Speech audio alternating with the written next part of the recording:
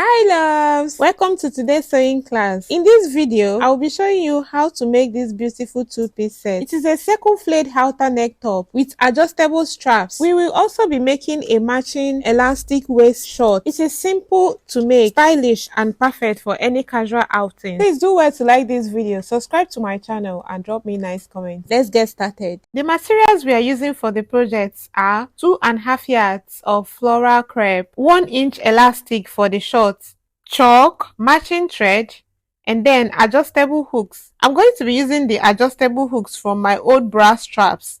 You can buy adjustable hooks from the market. I will go on and cut out the hooks from the straps. So this is the measurements I'm using for the project.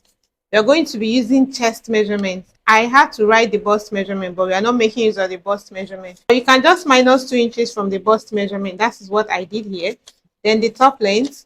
So I'm going to fold the fabric into 2 with the right sides facing each other. Then I'll fold into 4. As you can notice, I have the both edges on fold.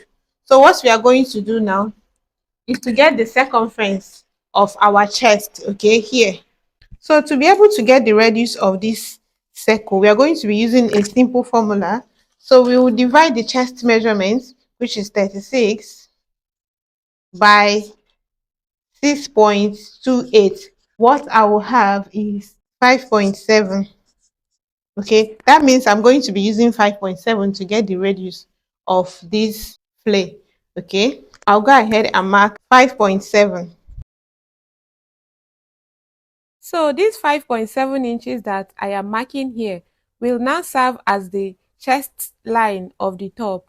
I'll place 8 inches on that 5.75, which is the chest line of this measurement I'm working with, to get the full length of the top. Okay, I have full length measurement of 30 inches plus 1 inch hemming allowance. I have 31, so I will go ahead and mark 31 all round the fabric and cut. So now I'm going to be using this as the front and the back, and this side will be the side. So what I'm going to do now is to come here and mark 1.5 above the chest line, because I want the front to be a bit higher than the back. Okay, so you can mark 1, or if you want you can maintain the chest line, but I don't want to maintain the chest line. I want to come up by 1.5 on the chest line. Then I will carefully blend it into the curve, okay, like so. So I'll go ahead now and cut it out. So this is the side of the top. Okay, so I'm going to be using the one under as the front. Then I want to trim out this 1.5 that I have here, so that it will only be on the front alone, not on the back. So this part will not be the back. I'm not cutting the two, I'm cutting only just one. Can you see what I have? So this will now be the back and the front here. So what I'm going to do now is to cut out the strap. Okay, so I'll come to the back and mark 4 inches where I want the back strap to be. I want to note it down. Then I'm going to notch that 4 inches. So if I should open up the pattern, I'm going to be cutting out the strap. I'm cutting out a long strip measured 1.5 inches by 75. So this is the strap that I had to cut out. I had to fold it in form of a bias. To be able to achieve this, I just had to fold in 1/2 inch on both ends, and then I folded to have something like this. So this is measured 75 inches, and I had to sew another strip where I'll be fixing in the bra hook. Okay, so I'll cut out 1.5. all right, if you can remember, this is the front and the back. We notched 4 inches at the back. Okay, I'll fold into 2 and pin it down there. I'll also do the same thing on the other side. I'll pin down the loop. Then I'll come to the middle of the front and give a slight slash by like 1/2 inch. Okay, the next thing we are going to be doing now is to attach the strip to the flare. So I'll notch the midpoint of the strip, and then I will stitch the strip from the middle of the back. When I get to the middle of the front, I will stop that point where I notched.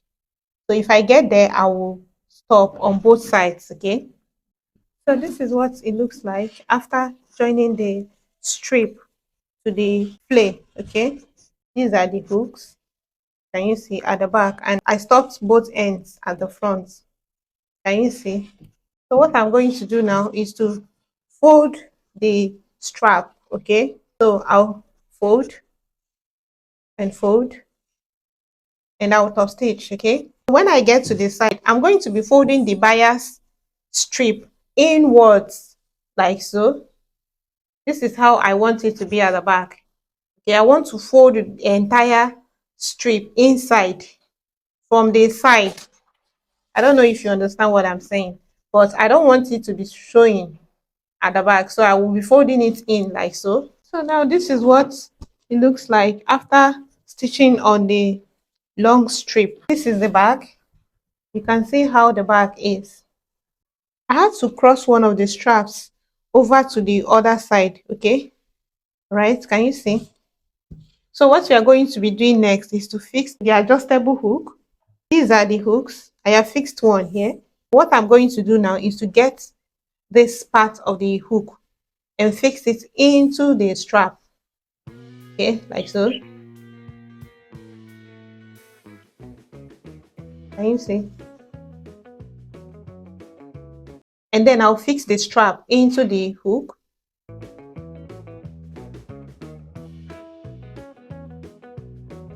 From the right side. All right. Then I'll fold it in and then get the first hook and fix it into the first hook like so. I have to flip it over to the top and then fix it in.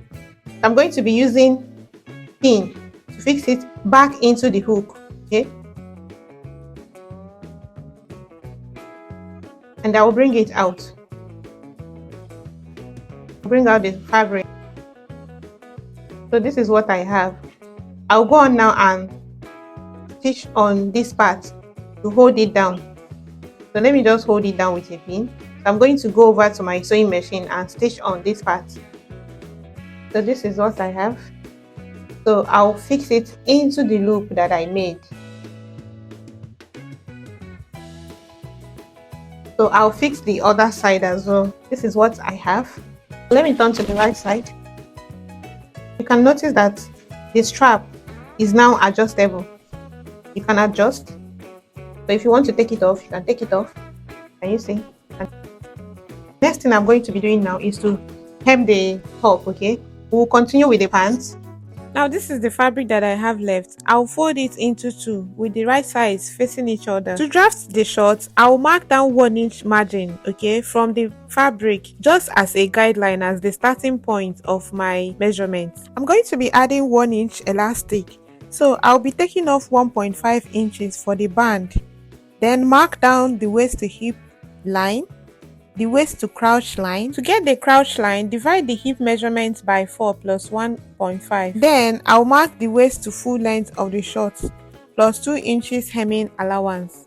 Now I'll be marking down the hip circumference divided by 4 plus 1 inch stitching allowance. You can add up to 1.5 sewing allowance if you want more allowance.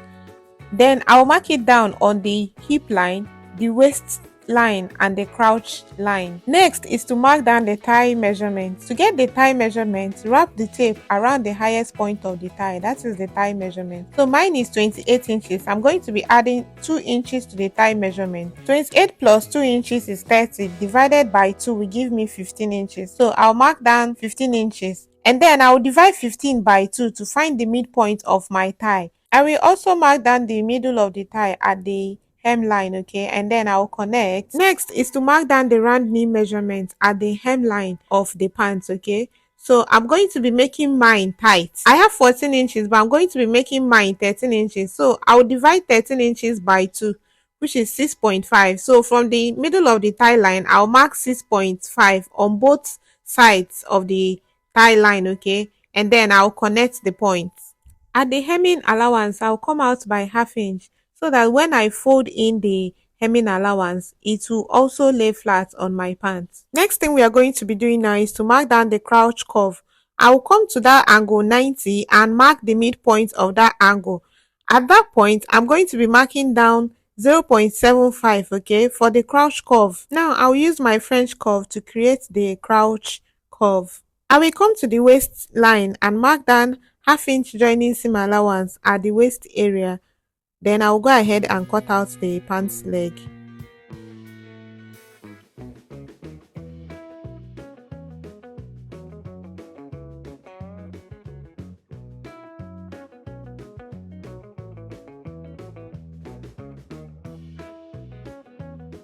To cut out the back pant leg, I'll place the front pant leg on top of the remaining fabric, and then I'll extend the crouch line and the hem line, okay? Then at the inseam, I'm going to be adding 3.5 inches to the back pant leg, okay? And then I'll connect. At the crouch area, I'll go ahead and add 1.5 for the back crouch curve, because the back crouch curve is not going to be as deep as the front crouch curve. At the waistline, I'll raise the back crouch curve up by 0.75, and then I'll connect to the side line. Then I'll go ahead and cut out the back pant leg.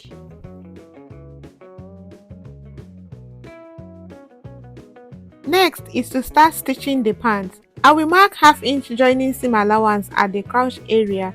Then when I get to the end, I will stop by 2 inches. I'm not stitching to the end. I will also mark half-inch joining seam allowance at the back crouch curve, just like I have done for the front. Then I'll go over to my sewing machine now and stitch on that half-inch marking. Now this is what I have after stitching the half-inch joining seam allowance at the crouch area. Okay, so I went ahead to also press the seam lines open. Now we are going to be joining the front and the back pant legs together by the sides.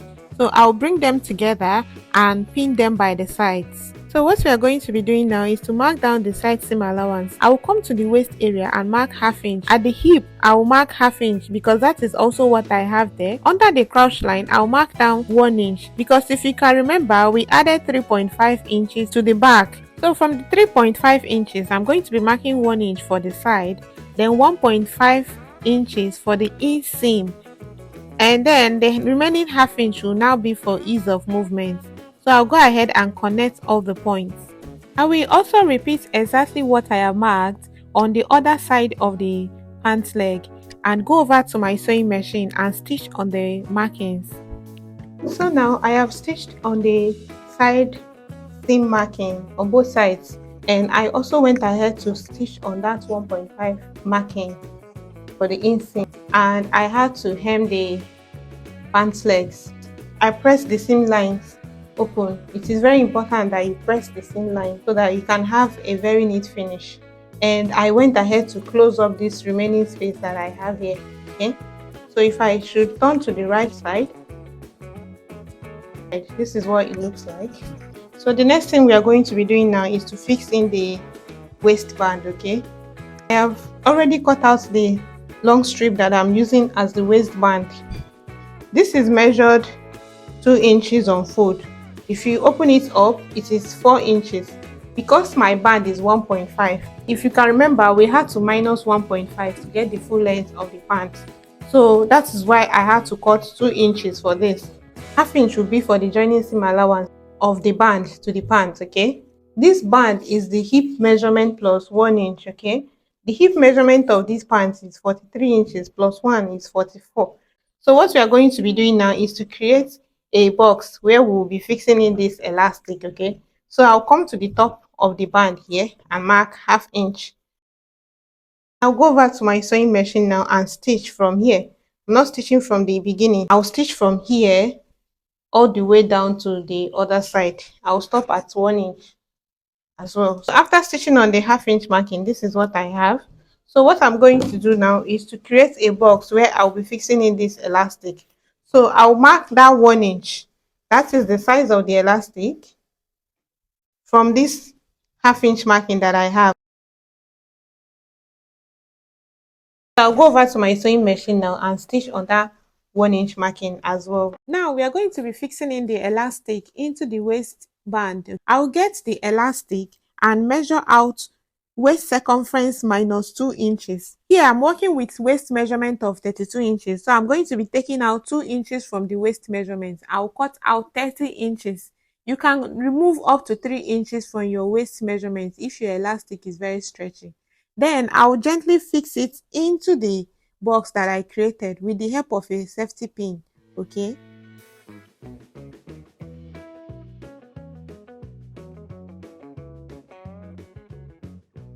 So what I'm going to do now is to bring the two edges together and then go over to my sewing machine and join the edges. Okay. I'll join the two ends. So now after joining the two ends, so this is what I have. If I turn to the right side, this is what I have. I have it very neat. Okay. Next thing we are going to be doing now is to join the band to the pants. I'll pin the band all round the pants. Okay. Then I'll go over to my sewing machine and join the band to the pants. Now, after joining the band to the pants, you have to make sure that everywhere is straight and smooth. Then I'll run a straight stitch on the elastic band in order to hold the elastic down, okay? As you're running the straight stitch, you have to drag the band backwards a little bit so that it can be straight and it will also be stretchy after stitching.